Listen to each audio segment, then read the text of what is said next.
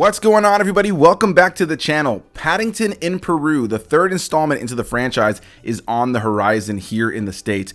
It already came out across the pond for our friends over in the UK and some other countries at the tail end of 2024, but it isn't coming out here until later this week. And I've always wanted to cover the original Paddington film as well as the sequel that came out in 2017. Now, full transparency, I've seen the original film and I loved it. I remember really enjoying it at the time and finding it to be an incredibly endearing, charming, and just precious film. Honestly, I would say that that's how I feel about both of these films, is that the character of Paddington and these films with him are just flat out precious. They're both directed by Paul King, but I never saw the sequel, and I was really excited to get the chance to check it out this time around. And it felt like right now, with Paddington in Peru being right around the corner, that it was time to sit down and watch the first and second one and make a video on it. So before we get too far into this, I do want to say a big thanks to all of you guys for taking the time out of your day to listen to me talk about some movies, most notably the Paddington films. If you're into retrospective reviews like this, as well as up-to-date reviews, early reviews, live streams, or the occasional vlog, then you're in the right place, and I'd like to ask you to consider subscribing.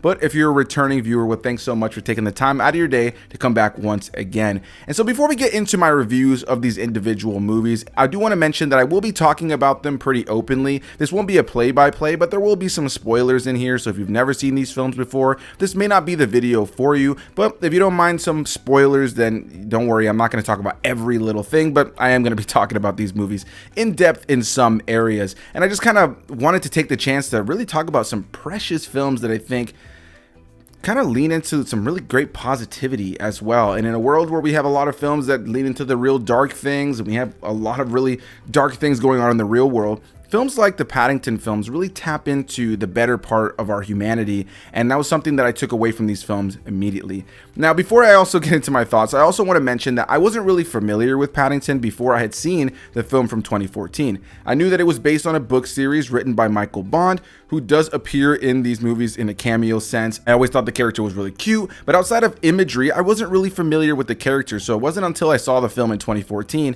that I really started to find myself as a fan of Paddington. But obviously I've been a failed fan for the fact that I didn't get around to the sequel until now. So with all of that exposition at the beginning of this review, let's go ahead and get into my thoughts on the first film, simply titled Paddington.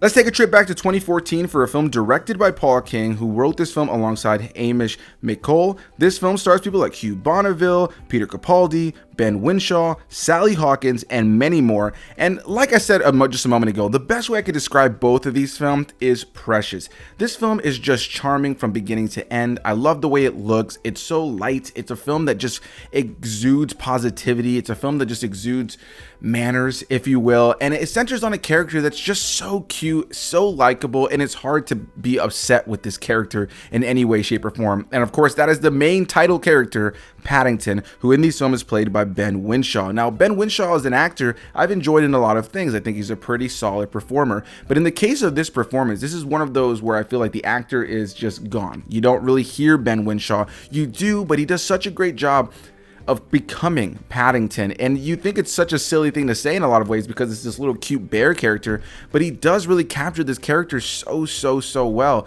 Paddington is this incredibly lovable, naive, very trusting young bear that just wants to be friends with other people, and he wants to live a life and be kind to others and have manners, and he really wants to uphold manners across other people, and he does what he can to try to help those around him. And he's just, in a lot of ways, almost like Drax from the MCU, where he's just not somebody that you can really say a lot of things to without it being incredibly literal. Jokes go over his head. He's the kind of character that will take things incredibly seriously, and he'll take a joke or he'll take a mean comment and sometimes turn it on its head. And I just really enjoy the way that Ben Whinshaw is able to bring this character to life. I also love his absolute admiration for marmalade, which is a huge part of these films. It's his version of honey. In a lot of ways, this is like the UK version of Pooh Bear, who of course loves honey, and in this case with Paddington, it's the marmalade. So I think he's just such a cute character. I love his little red hat and his little blue coat, and just the overall design of the character, the voice, the CGI that brings him to life, that's able to have a realistic look to a bear, but also kind of very much lean into a cartoony sense, I think is really solid. And I think that Paul King, as a director, just had a vision for making this film something that felt light and lovable, but also in terms of its tone and its look with the cinematography, is able to almost feel like a live action cartoon without being being too cartoony at times, but being cartoony just enough to be able to kind of allow your mind to kind of, jump into a different area. You're not watching a grounded, realistic drama. And this is a film that isn't really trying to reinvent the wheel in any way, shape, or form narratively. In a lot of ways, it reminds me of the story of Stuart Little, where you have a little cute character that's adopted by a family in a different way. Of course, between the two films, it's not the same thing, but you have this cute little critter who's brought into this household. Some of the kids in the household aren't necessarily keen on this kid at first, or this creature at first. The parents are trying to make it work, but maybe if there's a struggle at a certain point that ends up leading the cute creature to be like, well, they don't want me, I'm just gonna leave. And then of course the family ends up going out on an adventure to try to find where they are, only to eventually fully accept this cute little critter into their house. Very, very similar premises, and it's a very safe, comfortable watch. It's not a film that is asking much of you. It's not a film that's necessarily going for grand character depth, but it's a film that is incredibly entertaining, charming, cute, and lighthearted. And I think in a world where we have so many dark themes in films, which, I've definitely praised plenty of that, and a lot of dark things going on in the world, rewatching these films recently, or watching the first one again and watching the second one for the first time, really made me just feel light and positive and smiley, and had me emotional. It had the emotions in my heart. The wheels were turning in all the right ways. And when I found myself feeling teary-eyed in these films, it really just came down to the execution of these really charming, character-driven moments that are allowed to really showcase what film can do outside of being something that's about narrative and about dialogue, and it's about like story structure and different things like that. This film is a very straightforward story, but just super likable, fun, and charming, and I think it's just executed very well. With all that said, what's the base premise of this film? The movie opens and there's this explorer known as Montgomery Clyde, played by Tim Downey, who ends up going to the rainforest of Peru and ends up finding two bears known as Pastuzo and Lucy, who end up becoming the uncle and aunt to this young Paddington bear. Unfortunately, after Uncle Pastuzo ends up passing away, they end up deciding to send Paddington away, or Aunt Lucy decides to send him away. And so she goes, hey, listen, that guy that was here before, Montgomery Clyde, he said if we ever wanted to come to London, we'd be welcome. So you're going to go to London and find yourself a new home. I don't want you to stay here in this place after your uncle's passed away, because there was an earthquake that ended up causing this. And so he ends up going to London to try to find a new home, only to find that it's not as welcoming as they thought it was going to be. And this is where he's introduced to the Browns, a family that ends up finding him at a train station, naming him Paddington, and end up taking him home. Do bears even have names? My name is... Right. You try it. Mr. Brown, that is extremely rude. The family consists of people like Henry Brown, the father, played by Hugh Bonneville, as well as Mary Brown, the mother, played by Sally Hawkins, who's the first one to take a liking to Paddington, and their relationship was easily my favorite in the films, both of them. I think that she's incredibly charming, lovable, and is able to play such a loving, caring mother figure to Paddington throughout the course of the film. You have the two kids as well, Judy Brown and Jonathan Brown, played by Madeline Harris and Samuel Jocelyn, who do, again, kind of have some nice, cute moments with Paddington. The sister is the one of the two that isn't as keen on him at first, but eventually learns to love Paddington, and then they all build this great family dynamic. And then there's their live-in nanny, who is Mrs. Bird, played by Julie Walters, who's just your typical badass older woman who's willing to chug down a bottle of liquor and has a lot of crude things to say, but is able to kind of keep the family together in a lot of ways as well, and is able to bring some great wisdom in these moments where they aren't really sure whether or not they should keep Paddington around. And so throughout the course of the film, they try to find Paddington at home, ultimately discovering that their home is his home. And of course, there's a villain in this film that I don't necessarily know that we need, but she's in this film, and it's easily my least favorite part of the film, but it does lead to some funny antics, and that is Nicole Kidman's character, who is Millicent, who we learn later on in the film is actually the daughter of Montgomery Clyde, who of course was the explorer that Paddington was looking for over the course of the film. Except she doesn't have the same admiration for these bears and for nature. Instead, she is a taxidermist, and when she learns that Paddington is in the London area, she wants to do what she can to get her hands on him so that she can try to kill him and stuff him and put him in a museum.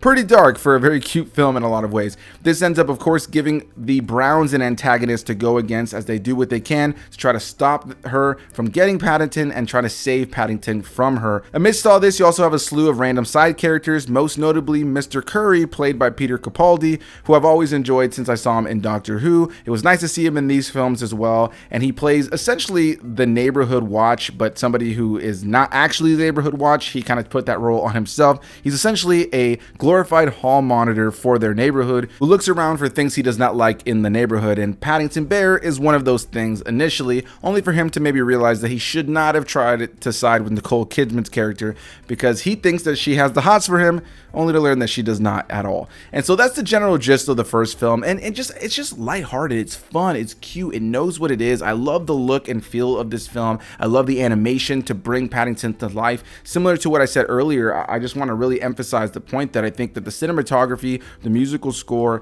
and the look of Paddington work together with the tone and the script to very much not ever make it distracting that you have a little CGI character amidst these humans. It feels like a live action cartoon without feeling too cartoony, but just cartoony enough for you to suspend your disbelief for the world that you're seeing here. And the character of Paddington is just realized so well. There's so many great nuances in his eye movements, his fur. There's so much to the textures of the CGI that brings him to life that gives him that realism while also, again, allowing him to be goofy enough to be a cartoony character that you're able to buy into. And I think that all of those things together with Paul King's vision allows for this film to have a great sense of unity. I think for the most part, this is a flawless film in a lot of ways. Overly original? No. Redundant to other films? Yes, but the execution is there for me. And honestly, this is the kind of film that I would say you could almost remove Nicole Kidman and that villain element and make this more about this family realizing whether or not this bear should be a part of their family. And I think you'd have a better film, but I think what we have here in general is an incredibly likable, charming, and cute film that is absolutely, certainly worth your time. And so with that said, let's get into my thoughts on the sequel, which came out in 2017. This was a first-time watch for me and simply is titled Paddington 2, which is once again directed by Paul King, and this time around has the same cast as well as some new faces, most notably the villain played by Hugh Grant and a new friend to Paddington played by Brendan Gleeson. And going into this film, I was just excited. I hadn't seen the film before. I loved the first one, and something I had heard about this film a lot was that it was possibly better than the first one. And I'm happy to say I almost agree in some ways. I think that there's parts about this film that I think are really awesome. Immediately right out of the gate, the family has already embraced Paddington into their lives, so there's none of that awkwardness of like whether or not he should be a part of the family. They have embraced him. They want him to be in their lives. And we learned pretty early on in the film that Aunt Lucy has her birthday coming up. So now Paddington has it on his mind to try to find her a birthday present. In the first film, he actually ended up making friends with a local antique dealer known as Mr. Gruber, played by Jim Broadbent. And so he ends up telling him about this pop-up book that he has. He shows him a pop-up book that shows him London, and he's absolutely in love with it. Paddington wants to buy this, but it's cost quite a bit, but he wants to buy it so he's able to send it to his Aunt Lucy for her birthday because he wants her to see London in some way, shape, or form.